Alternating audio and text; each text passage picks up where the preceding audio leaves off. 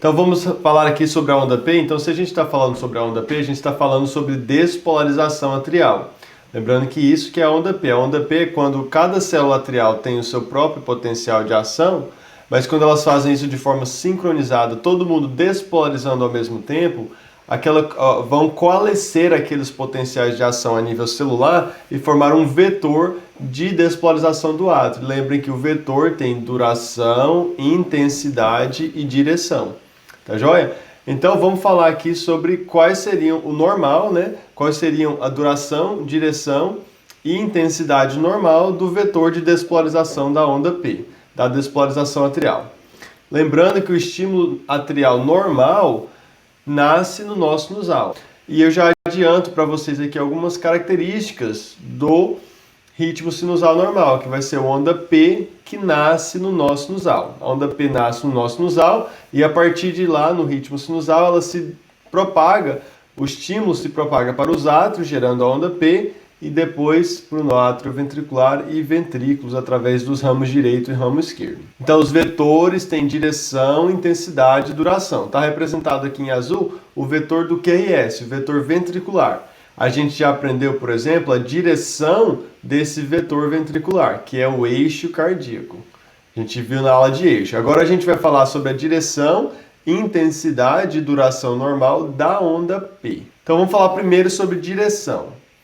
Assim como o QRS, o eixo ventricular, tem uma direção normal entre menos 30 e 90 graus, a direção normal da onda P que nasce no nosso sinusal vai ser parecida, vai ser entre 0 e 90 graus. Então, o estímulo nascendo no nosso sinusal, ele vai em direção aos átrios, vai então de cranial para caudal, de cima para baixo e da direita para a esquerda. Por que da direita para a esquerda? Porque o nosso sinusal ele se localiza junto com a veia cava superior no átrio direito. Então o estímulo vai se propagar para o átrio esquerdo e átrio direito a partir do nosso sinusal.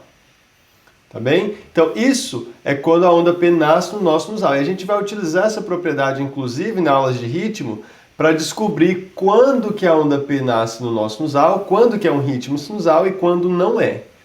Quando for um ritmo sinusal, o estímulo sinusal vai despolarizar o átrio a partir dessa direção. Reparem que é o mesmo vetor, a mesma direção do vetor aqui, entre 0 e 90 graus. Se está entre 0 e 90 graus, esse vetor ele vai se projetar positivo em D1 e positivo em AVF. Então a onda P normal ela vai ser positiva em D1, D2 e AVF. Olha aqui D2 com onda P positiva. A onda P que nasce no nosso sinusal ela vai ser positiva em D1, D2 e AVF.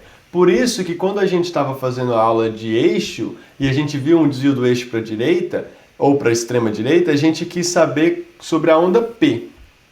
Porque a onda P normal, ela é positiva em D1, D2 e AVF.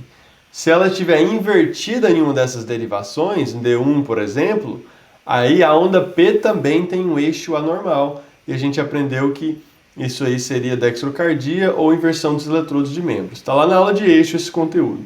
Só revisando aqui que a direção normal de despolarização da onda P é positiva em D1, positiva em D2 e positiva em AVF. Por conta dessa direção, os átrios vão ser despolarizados a partir do nosso sinusal, positivo em D1, positivo em D2, positivo em AVF. Tá bem? Isso foi no plano frontal. O plano frontal é representado aqui para vocês. Mas vamos falar um pouco aqui sobre o plano precordial ou plano horizontal. Está aqui a tomografia, um corte axial. E aqui a gente tem o átrio direito, o átrio esquerdo, a câmara mais posterior, ventrículo direito, a câmara mais anterior, e ventrículo esquerdo, a câmara, essa câmara aqui, maior, mais espessa. Então o pessoal às vezes fica confuso um pouco na tomografia, nesse plano, porque esse aqui é o plano padrão de uma tomografia. Tomografia, assim como o raio-x de tórax, pessoal, o lado direito é esse aqui. E o lado esquerdo é esse. Então o coração está mais à esquerda no tórax. Então esse aqui é normal, é um plano normal. É só você imaginar o paciente deitado na maca e você olhando a partir dos pés do paciente. Então os pés estão saindo da tela e a cabeça do paciente está entrando na tela. aqui a barriga do paciente, aqui o dorso do paciente, né? Então aqui nessa orientação anatômica, V1 e V2 estão aqui na parte anterior. V1 à direita, V2 à esquerda. A gente aprendeu isso na aula de derivações. A onda P que nasce no nosso sinusal, está aqui na junção da veia cava superior com o átrio direito, nesse plano horizontal, axial, precordial, ela vai ter dois componentes diferentes. Um componente vai em direção ao átrio direito, em direção a V1. O outro componente vai em direção ao átrio esquerdo, afastando-se de V1. Então, a onda P normal em V1, ela pode ser bifásica. Ela pode te revelar os dois componentes. Um positivo em direção ao átrio direito e um negativo em direção ao átrio esquerdo. Isso é normal. Isso é normal, tá bem? Então, olha aqui a onda P, a morfologia aqui da onda P. A gente já viu a direção dela. No plano frontal, ela é positiva em D1, D2 e AVF. Em V1, ela pode ter essa característica bifásica. Primeiro despolarizando o átrio direito, porque o nosso sinusal está mais próximo do átrio direito. E depois despolarizando o átrio esquerdo. Só que a parte do átrio esquerdo é negativa, normal. Porque o vetor se afasta de V1. Eu mostrei para vocês na tomografia isso aí. A duração total da onda P, ela é menor que 120 milissegundos. E a amplitude normal da onda P, a amplitude normal, ela vai ser dependente da derivação. Em D2, essa amplitude total, o normal é menor que 2,5 quadradinhos na padronização mais comum de 10 milímetros por milivolt, ou seja, menor que 0,25 milivolts. E a parte negativa da onda em V1, pessoal, a parte negativa da onda em V1, é o normal dela, que a amplitude é ser menor que 0,1 milivolt, a amplitude. Então, a duração total da onda P, independente de qualquer derivação, deve ser menor que 120 milissegundos. Agora, aqui um conceito importante para vocês. A parte inicial da onda P, geralmente, é o átrio direito, a despolarização dela. Por quê? Porque o nosso sinusal está próximo do átrio direito, está lá na junção da veia cava superior com o átrio direito. Então, o átrio que vai despolarizar primeiro é o átrio direito. O começo da onda P é o átrio direito. O final da onda P é o átrio esquerdo. Então, a consequência disso é que se o átrio esquerdo demorar mais a despolarizar, se tiver um atraso na despolarização, porque tem uma sobrecarga atrial esquerda, por exemplo, vai prolongar a duração da onda P. Por outro lado, se o átrio direito tem algum problema, vai alterar o início da onda aqui e vai aumentar a amplitude, porque aí vai somar um átrio direito aumentado com o átrio esquerdo no meio da onda. Então, a átrio direito vai subir a amplitude da onda P. Átrio esquerdo vai subir a duração da onda P, porque vai demorar mais terminar de despolarizar um átrio esquerdo aumentado. Tá bem? Então vamos ver os critérios aqui para sobrecarga atrial, direita e esquerda, mas antes vamos revisar a onda P normal. Vamos fechar essa parte da onda P normal. Reparem que essa onda P normal aqui, ela é positiva em D1, D2 e AVF. Positiva em D1, D2 e AVF. É o eixo normal da onda P. Eu sei, portanto, que ela nasceu no nosso sinusal.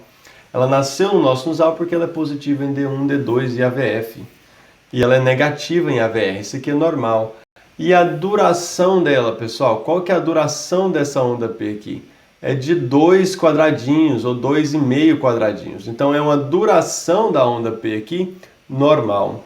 A duração dessa onda P aqui não chega a 3 quadradinhos. Então, é uma duração normal menor que 3 quadradinhos. Em V1, reparem como tem um componente bifásico aqui, um componente positivo e depois negativo. É normal, porque a amplitude desses componentes é pequenininha. Agora falando sobre sobrecarga atrial, repetindo esse conceito.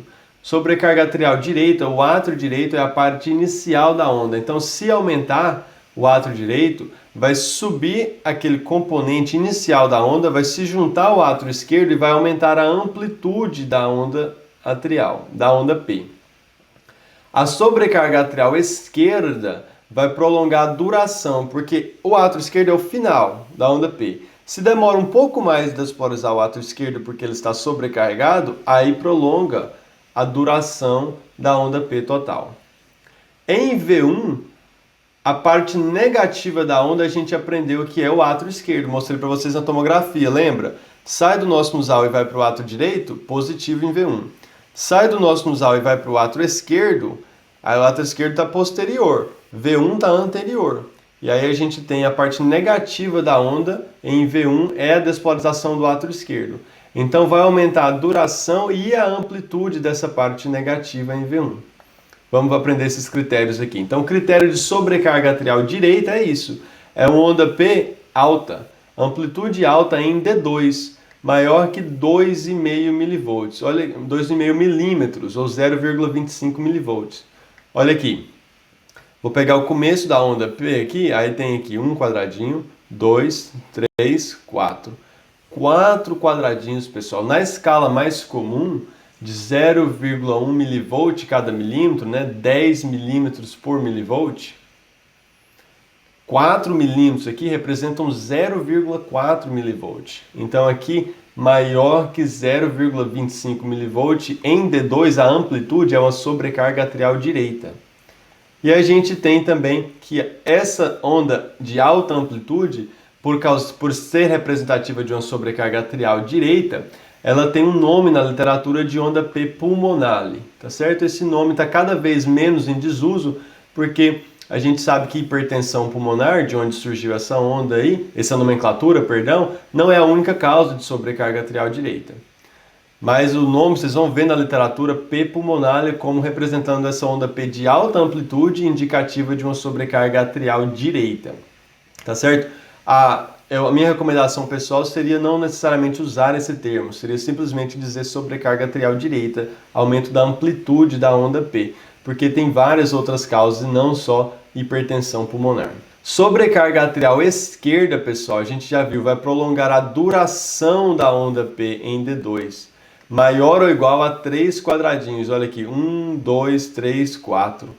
4 quadradinhos de duração. Qual que é a duração de cada quadradinho? Na escala mais comum, 25 milímetros por segundo, cada quadradinho é 40 milissegundos.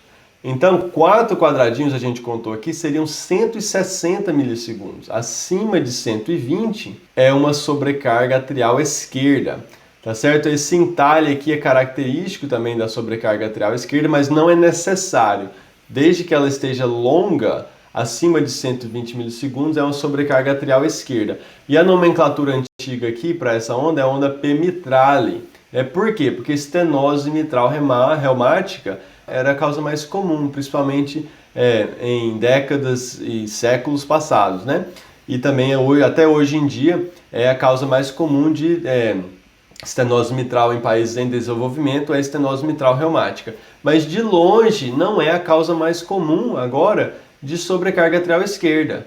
Insuficiência mitral, sobrecarga de ventrículo esquerdo, hipertensão descontrolada, estenose aórtica. Então existem muitas outras coisas que causam sobrecarga atrial esquerda. E não é um termo que é muito útil para vocês e não necessariamente deve ser utilizado. Eu pessoalmente não uso, e a prática, pelo menos aqui nos Estados Unidos, não é utilizar P mitrale ou P pulmonale, porque tem muitas outras causas de sobrecarga atrial esquerda. Em V1 a gente também pode ver sobrecarga atrial esquerda quando a parte negativa da onda tiver maior ou igual a um quadradinho dentro dela, 1 milímetro quadrado.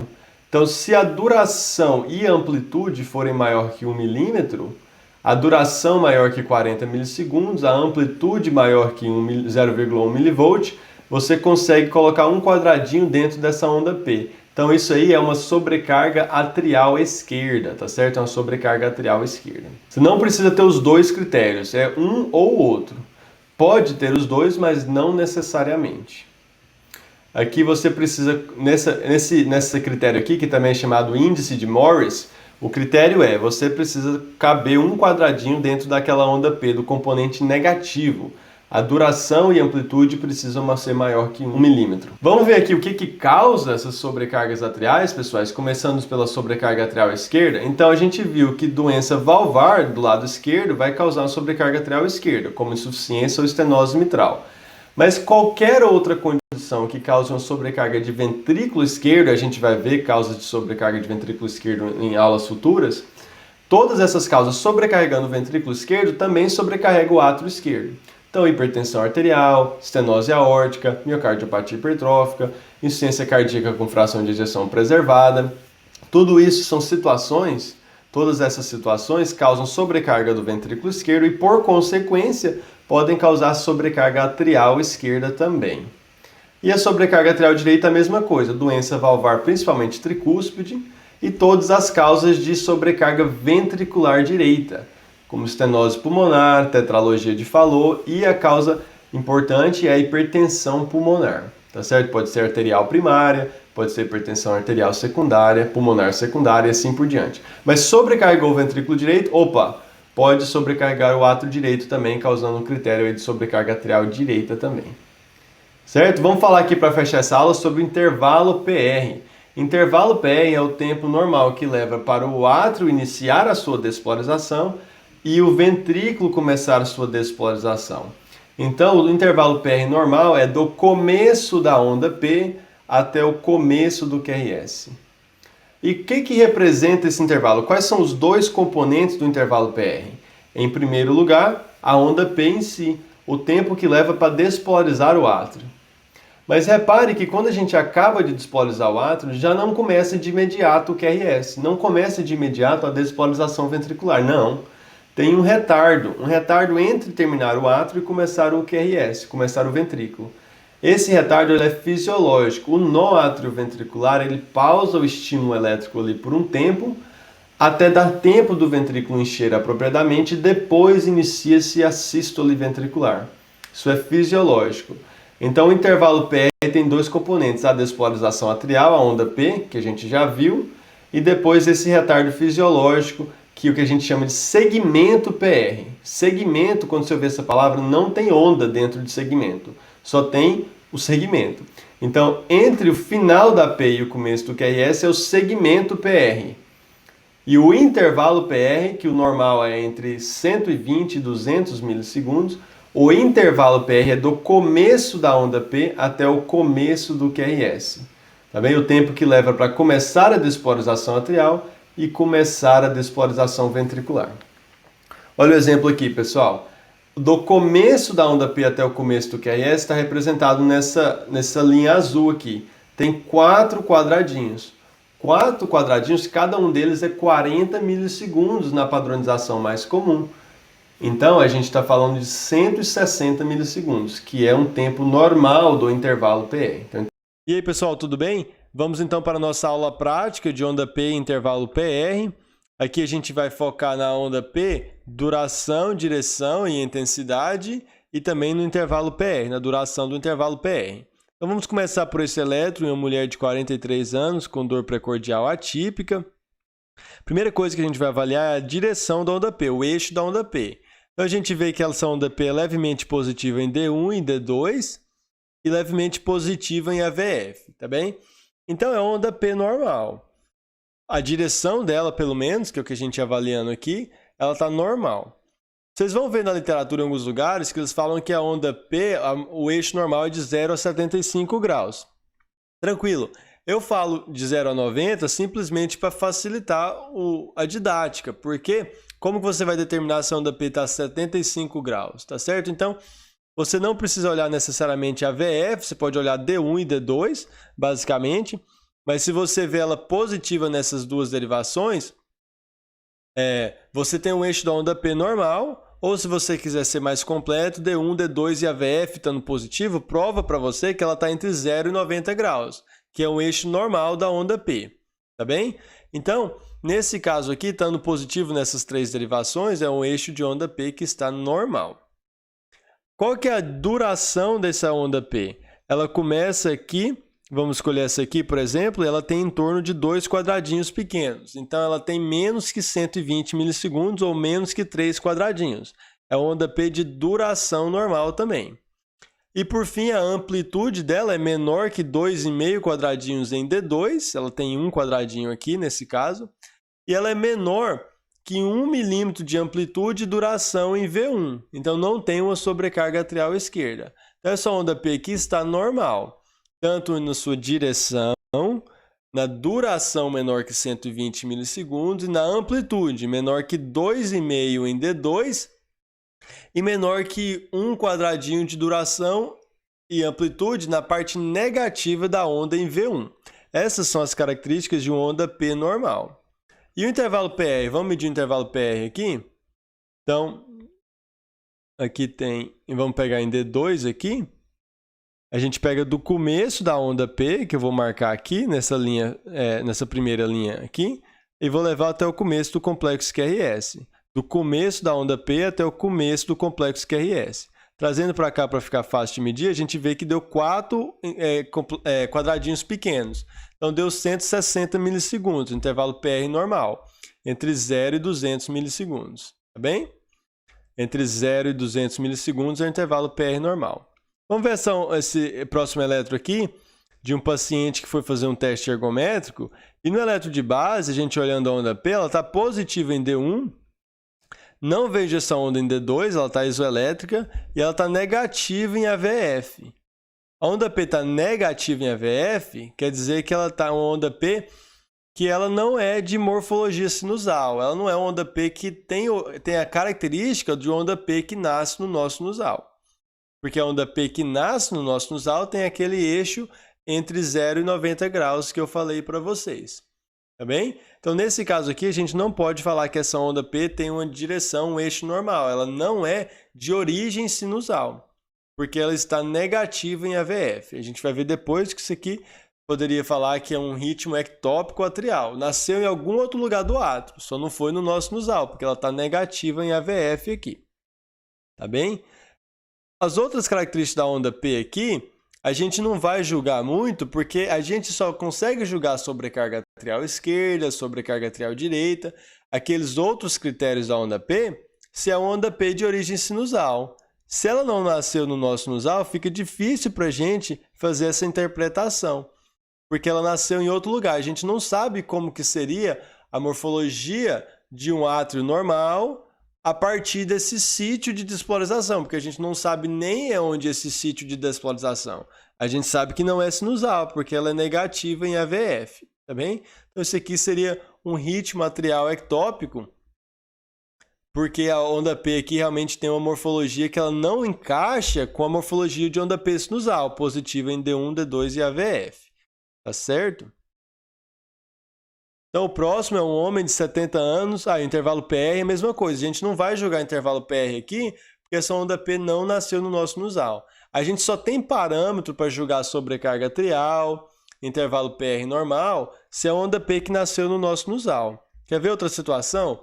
Marca-passo atrial. A gente vai aprender na última aula do curso sobre marca-passo, mas vamos imaginar aqui já. Se você tem um marca-passo despolarizando o átrio, esse átrio não vai ser despolarizado a partir do nosso sinusal, vai ser despolarizado a partir do sítio onde está o eletrodo do marca-passo atrial.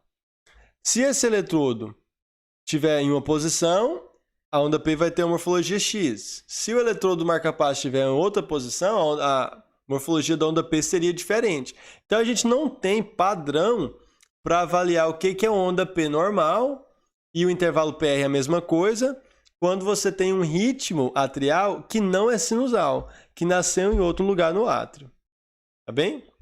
Da mesma maneira que a gente não fala em eixo cardíaco, em eixo do complexo QRS, quando o estímulo não veio do átrio, quando ele não veio de origem supraventricular. A gente aprendeu que quando o ritmo é ventricular, nasceu no ventrículo, é a origem, o lugar onde nasceu o QRS que vai determinar a direção do complexo QRS. Aí a gente não fala mais em eixo de complexo QRS. A gente viu isso na aula de eixo. Então, mas esse aqui é uma onda P sinusal agora, positiva em D1, D2 e AVF. D1, D2 e AVF. Tranquilo, então, onda P de morfologia sinusal. Agora, vamos ver se está normal os outros parâmetros. Vamos ver a duração dessa onda P. Olha aqui. 1, 2, 3 quadradinhos. Tá certo? Na verdade, pode ser que tenha um pouquinho mais, porque parece que o final da onda P vai além dessa onda, desse traçado, dessa linha fina aqui. Então, tem um pouco mais de 3 quadradinhos, então a duração está aumentada.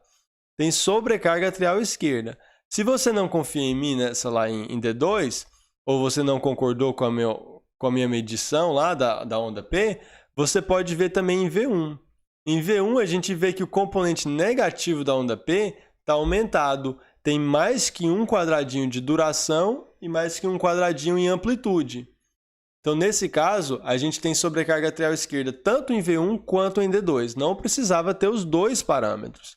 Poderia ter apenas um parâmetro só, mas aqui a gente tem os dois parâmetros indicativos de que tem uma sobrecarga atrial esquerda. Vamos ver também a amplitude. A amplitude dessa onda P está normal.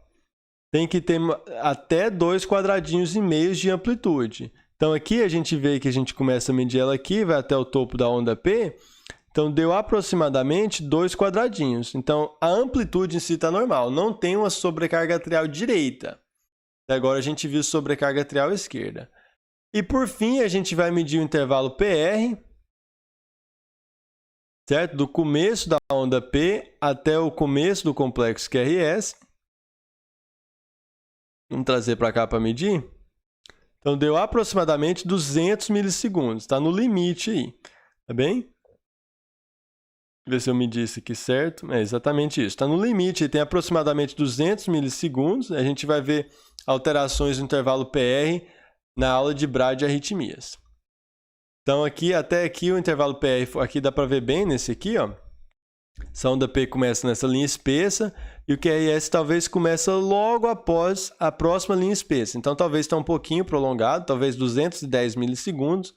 Isso aqui, então, está um pouquinho prolongado esse intervalo PR.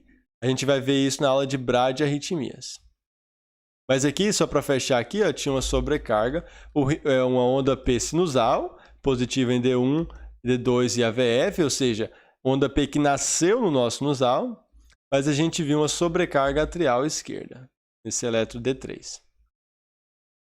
D4 é uma mulher de 62 anos, obesa, diabética, insuficiência cardíaca, com FE, com fração de ejeção preservada. Então, vamos ver aqui. Primeira coisa, o eixo da onda P está normal. Positivo em D1, positivo em D2, em AVF. Então, a onda P de morfologia sinusal. Ela tem as características de uma onda P que nasceu no nosso sinusal. Tá bem? Vamos ver agora se ela tem amplitude normal.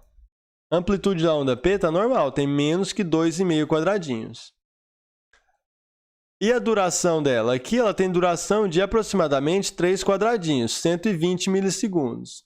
Então, por aqui, eu não falaria que tem um problema na duração da onda P. Tem exatamente 3 quadradinhos. Mas se a gente olhar V1, o componente negativo da onda em V1 está muito aumentado em amplitude e duração. Tem maior que 1 milímetro de duração, tem uns 3 milímetros, 2,5. E tem uma amplitude de 1,5 milímetro. Então, está aumentado acima de 1 milímetro de duração e 1 milímetro de amplitude. É isso que a gente chama de índice de Morris. Bem, para quem já ouviu esse termo aí, é isso que isso significa, índice de Morris, que é a parte negativa da onda P em V1 aumentada. Maior que 1 milímetro de duração e amplitude. Tá bem? É isso que é o índice de Morris, que indica sobrecarga atrial esquerda. Tá certo? E a gente, por fim, vai agora ver o intervalo PR aqui, do começo da onda P até o começo do complexo QRS, que aqui deu 180 milissegundos aproximadamente, 4 quadradinhos e meio. Tá bem? Então, aqui a gente tem sobrecarga atrial esquerda nesse eletro também.